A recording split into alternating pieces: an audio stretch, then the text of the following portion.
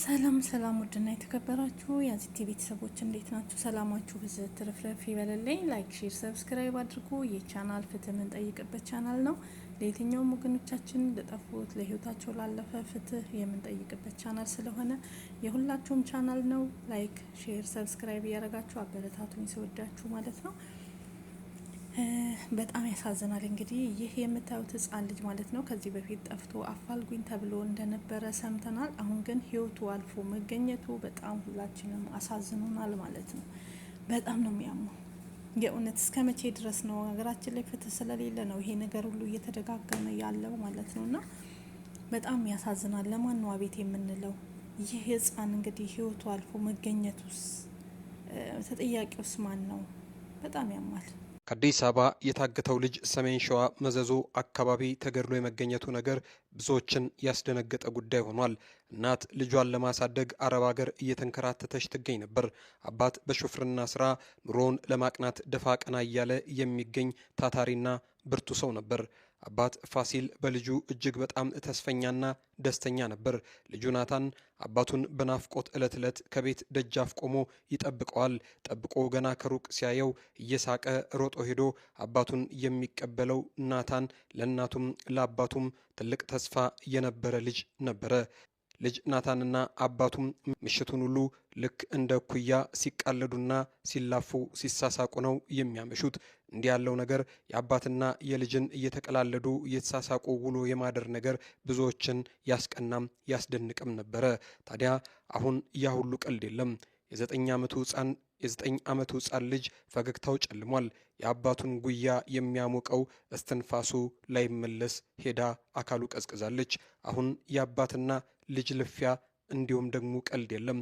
አባት ዕለት ዕለት የልጁን ልፊያና ቀልድ እየናፈቀ በምናብ በብዙ ይጎዳል። እናት እዚህ ሀገር ውስጥ አልሞላ አልደላ ያላትን ህይወትና ኑረት ልትቀይር እልፍ ሲሉ እልፍ ይገኛል እንዲሉ ከሀገር ተሻግራ ወደ ባህር ማዶ እልፍ ብላ እልፍ ልትሰበስብ በአረብ ሀገር በአንዱ ቤት የቤት አሽከር ሆና ትሰራለች። ይህች ምስኪን እናት ካለችበት አረብ ሀገር አንጀቷ እየተብሰለሰለ ደስ የማይልም ስሜት ሳይሰማት አዲስ አበባ እንድትደርስ ይሆናል። እናት የልጇን መታገት ብትሰማም ቅሉ ክፉን ላለመስማት ተስፋ አድርጋ ልጄን መልሼ በአይኔ ያየዋለሁ፣ አካሉን አቅፌ እስመዋለሁ ብላ ነበር ተስፋ አድርጋ የመጣችው። ቤተሰብ በሌላ ነገር አሳቦ ከአረብ ሀገር እንድትመጣ ያደረጋት ይህች እናት ቤቷ ስትደርስ 9 ወር አርግዛም ጡቷን አጥብታ እየሳሳች ካሁን አደገልኝ እያለች ስትጓጓለት የነበረው ልጇ ናታን አንገቱን በገመድ ታንቆ እጅግ ጨካኝ በሆነውና የሰው ልብ ባልፈጠረለት ደጀኔ ሞገስ በተባለ አንድ ግለሰብ እጅ በአሰቃቂ ሁኔታ ተገድሎ ተጣለም። እናት ነጋ ጠባ ደከመኝ ሰለቸኝ ሳትል የአረብ ቤት አገልጋይ ሆና ልጇን ከዛሬ ነገ አይዋለው እያለች በብዙ ናፍቆት ስትጠብቀው ኑራ እንዲህ ባለ መልኩ 9 ወራት አምጣ የወለደችውን ደግሞም ከተወለደ በኋላ ብዙ አሳር መከራ የበላችለትን ልጅ እንዲህ በቀላሉ ታግቶ ነበር። ግን ሞቶ ተገኘ ይሉት ነገር እንደ ቀልድ መስማቷ አልዋጥልሽ ብሏት ቀን ከሌሊት ሲያቃዣት የከረመም ለዓመታት ከልቧም ካጥንቷም አልወጣ ያለ የዘመናት ህመም ሆኖባት ቀርቷል። ሟች ናታን ፋሲልን ከአዲስ አበባ ሸዋሮቢት አካባቢ በመውሰድ ለአንድ ወር አካባቢ ከሟች ናታን ፋሲል ቤተሰብ ጋር ይህንን አድርጉ፣ ይህንን አምጡ፣ እንዲህ አድርጉ፣ እንዲህ አታድርጉ እያለ ቤተሰቦቹን ሲያስለቅስ ቆይቶ እጅግ ዘግናኝና ለሰሚም ለተመልካችም በሚያም ሁኔታ የ9 ዓመቱን ልጅ ገድሎት ጠፍቷል። ከአዲስ አበባ ደብረ ብርሃን አልፎ ጣርማ በር ጋር ሲደረስ ወደ መዘዞ ታጥፎ ታቦር ማርያም ልዩ ስሙ ባህር በሚባል ቦታ አካባቢ ያለውን የጸጥታ ችግር ተገን በማድረግ የ9 ዓመቱን ህፃን ልጅ ገድሎ ከነ ግብረ አበሩ ፍሳ በርታ ከሚባለው ሰው ጋር ሊሰወር መቻሉን ማለዳ ዘግባለች። የ9 ዓመቱን የሟች ናታን ፋሲል መጥፋትና እንዲህ ባለ መልኩ የመገኘት ነገር አሁንም ወላጆችን ሊያነቃ ይገባል። የዚህን ህፃን ገዳይ ደጀኔ ሞገስ ወይንም ደጀኔ ጌታነህ ብሎ ስሙን አውቆ የቀየረ ጨካኝና አረመኔ ግለሰብ ከግብረ አበሩ ከፍሳ በርታው ጋር ሰሜን ሸዋ አካባቢ በተለይ ደብረ ሲና መዘዞ ያላቸው የጸጥታ አካላትና ህብረተሰቦች የዚህን ህፃን ገዳይ በማጋለጥና ለጸጥታ አካላት አሳልፋቸው ተሰጡ ዘንድ አደራ ሲሉ የሟች ቤተሰቦች ይማጸናሉ።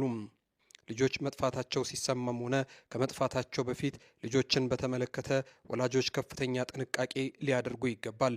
ይህንን በተመለከተ ደግሞ ልጆች ጠፉ ይባላል፣ ወዴት ነው የሚጠፉት በሚል ጋዜጠኛ የሸዋ ማስረሻ ጉዳዩን በተመለከተ እንዲህ ስትል በግል የፌስቡክ ገጿ ላይ ምልከታዋን ትዝብቷን አስፍራለች።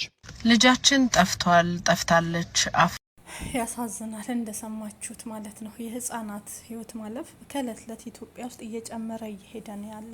ከየቀኑ ከየእለቱ እናት ከአረብ ሀገር ተንከራታ ልጄ ብላ ስገባ የልጇ ህይወት በእንደዚህ ባሰቃቂ ሁኔታ 1 ወር ከጠፋ በኋላ ከአዲስ አበባ ሰሜን ሸዋ ድረስ ሄዶ አዘዙ አካባቢ ህይወቱ አልፎ መገኘቱ በጣም ያሳዝናል። እንዲሁም ደግሞ ገዳዮች አልተያዙም። ስለዚህ ሁላችንም እያፈላለግን ፍትህ እንጠይቅ ለዚህ ህፃን ልጅ ማለት ነው። ሁላችንንም ፍትህ ይሻል ህፃኑ ልጅ። ሁላችን ፍትህ በማለት ድምጻችን እናሰማላችኋለሁ። በጣም ነው የሚያመው፣ በጣም ነው የሚከብደው፣ በጣም ነው የሚያሳዝነው። የጭካኔያችን ጥግ እዚህ ደርሷል። አዲስ አበባ ውስጥ ከእለት እለት ነው ከየቀኑ ምንም ማነው ሀይ የሚለው ሰው የለም። አገራችን ፍትህ የለችም። ፍትህ ብትኖርማ የቀነኒ አዱኛ ፍትህ በተገኘላት እውነት ተይዞ ሁሉ ነገር በመረጃ በመስረጃ በቪዲዮ በፎቶ የወጣ ነገር እያለ ፍትህ ብታገኝ ቀነኒ ባገኘች። ኢትዮጵያ ላይ ያለን ሴቶችም ሆነ ህጻናት ከዚህ በኋላ ተስፋ መቁረጥ እንዳለብን ነው። ምክንያቱም ፍትህ የሚባል ነገር የለችም። እንደሌለ ተስፋችሁን አውቃችሁ ቁረጡ በቃ። እንደውም የሰው ሀገር ያለ ነው እኛ እንሻላለን። ቢያንስ እየተንከራተትንም ቢሆን በሰው ሀገር ነጻነት አለን። ህይወታችን አታልፍም። ኢትዮጵያ ውስጥ እንደ ልብ እንኳን መተንፈስ አይቻልም። ፍትህ መጠየቅ አይቻልም። እውነትን ማውራት አይቻልም። እውነት ካወራችሁ ሌላ ነገር ይመጣባችኋል። ስለዚህ ፍትህ ለዚህ ህፃን ልጅ እንበል። ሁላችንም ድምጻችን እናሰማ። እያንዳንዳችን በጣም ነው የሚያሳዝን፣ በጣም ነው የሚያመው። የእውነት በጣም ያማል። በዚህ ህፃን ልጅ ላይ የተደረገው ግፍ ከሱ ብቻ አይደለም፣ ብዙዎች እየተደረገባቸው ነው። በጅብ የተበላችውን ልጅ አይታችኋል አይደለም? ሰውየው እስካሁን ድረስ አልተያዘም። ትላንትና ግን ተይዟል ተብሎ የሚባል መረጃ ወጥቷል። ጭራሽ ህይወቷን አጥፍቶ ለጅብ ሰጥቶ አስክሬን እንኳን ተለቅሞ ነው የተገኘ። ትንሽዬ ባዶ ሳጥን አሸዋ ተሞልቶ ነው የተቀበረ። የ2 ልጆች እናት። ፍትህ የለም ኢትዮጵያ ውስጥ፣ ፍትህ የለም። እኛ ፍትህ ብናገኝ ለቀነኒና ለሄበን ነበረ በመረጃ ፍትህ የምናገኘው። የሄበን አይን ያወጣ በይፋ እየታየ ነበረ። ግን ፍትህ ስለሌለች የለችም። የቀነኒ አይን ያወጣ ነበረ፣ ፍትህ ስለሌለ የለችም። በቀደም እናቱን ህይወት ያጠፋ አሩሲ ላይ የእሱን ልጅ ታሪክ ሰምታችኋል አይደለም? ምንድን ያደረገ? እናቱን ገንዘብ አምጪ ይሄን አምጪ እያለ ነው በአሰቃቂና የወለደችውን እናት በአሰቃቂ ሁኔታ እንደዛ ያደረገው። እንዴት? ለምን? ይሄ እንዴት ሆነ ብሎ የሚጠይቅ የለም። ፍትህ ስለሌለ እሱም ነገ ምስክር የለም ተብሎ ይወጣል። አለቀ በቃ። እርስ በርስ እንደዚህ መተላለቅ ነው ያለ። እውነት ኢትዮጵያ ውስጥ ያለው ነገር በጣም ያሳዝናል፣ ቅስም ይሰብራል፣ ያስለቅሳል። ፍትህ የሚባል ነገር የለም። እኛ ሴቶች ተስፋ ቆርጠናል። ከዚህ በኋላ ትዳርም ሆነ ወንድንም መቅረብ ምንም ነገር አንፈልግም። ልጅ መውለድም አንፈልግም። ምክንያቱም ከወለድንም የት ነው የምናሳድገው? ነክሰን አንዞር ጥርሳችን ላይ። ልጆች ትምህርት ቤት ሄዳሉ፣ ግቢ ውስጥ ይጫወታሉ። የሚወሰዱት የሚሰረቁት በማን ነው? በእኔ ባሉት ሰው ህጻናት፣ በቅርብ ሰው፣ በጎረቤት። ይሄ ሰው እንግዲህ ጎረቤት ነው ይሄ ልጅ ማለት ነው የዚህን ህጻን እንደዚህ ህይወት ያደረገው። እስከነ ስሙ እዚህ ጋር ተነግሯል እንደሰማችሁት። ልጁ ግን አልተያዘም።